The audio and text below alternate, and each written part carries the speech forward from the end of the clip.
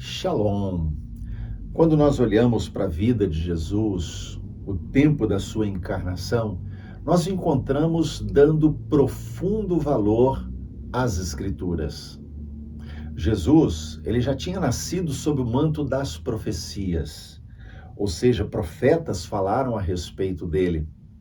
Jesus nasce e é levado ao templo para ser consagrado debaixo da bênção de duas pessoas especiais, Simeão e Ana, duas pessoas idosas que viviam no templo e tinham a expectativa do cumprimento das profecias a respeito do Messias. E ali, quando eles vêm, eles o abençoam e eles declaram que os seus olhos tinham visto a salvação do Senhor. Aí Jesus começa a crescer, está entrando na adolescência, e em Lucas capítulo 2, os versos 46 e 47, nós encontramos Jesus no templo. Jesus, toda a família, os familiares, ou seja, era muita gente, tinham ido a Jerusalém e então agora estão retornando para sua casa, mas Jesus fica para trás. Depois de uma caminhada de um dia, seus pais voltam procurando e então vão encontrar Jesus no templo. Lucas capítulo 2, versos 46 e 47 diz assim: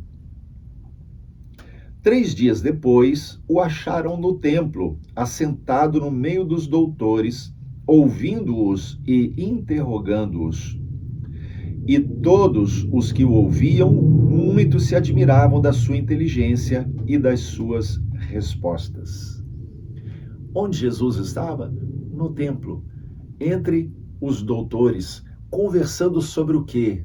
Não era videogame, não era o filme da moda, não era sobre a Marvel ou qualquer outra coisa. Jesus estava falando sobre a palavra, sobre as Escrituras. Era isso que enchia o seu coração.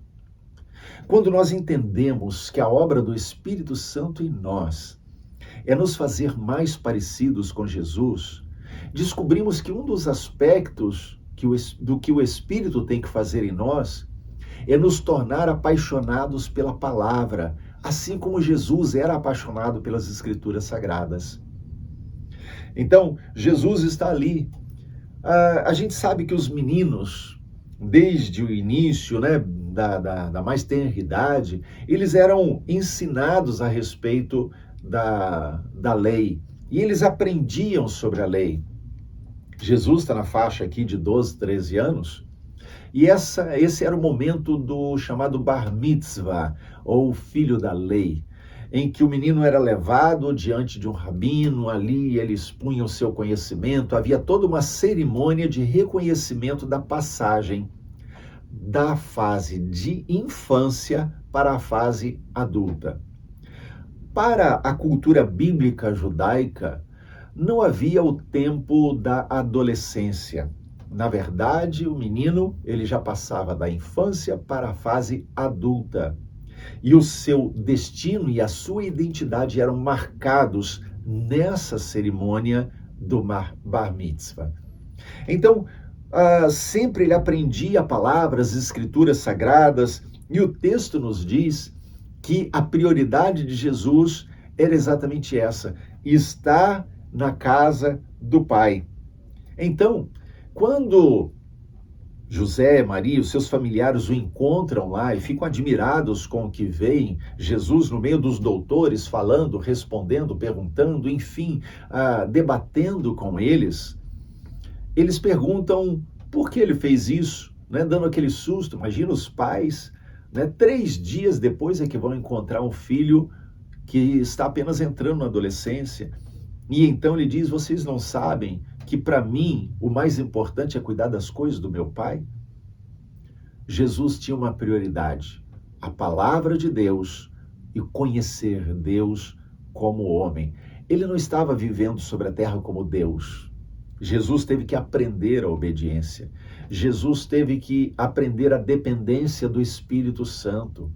Jesus teve que aprender a buscar o Pai em oração. Por isso, constantemente, Jesus se retirava para orar. Jesus teve que aprender. Então, ele não viveu sobre a terra como homem, como Deus. Ele viveu como homem. Ele viveu dentro das limitações que eu e você temos. Por isso, se eu e você queremos ter o caráter parecido com Jesus, precisamos aprender a olhar para a trajetória de Jesus, a sua vida, o que ele fazia, como ele agia, como reagia, e então permitirmos que o Espírito Santo também mude a nossa vida. E um dos aspectos que produziam esse efeito na vida de Jesus era a palavra, as Escrituras Sagradas. Jesus tinha as Escrituras Sagradas em mais alta conta. E se eram importantes para Jesus, precisa ser também importante para mim e para você.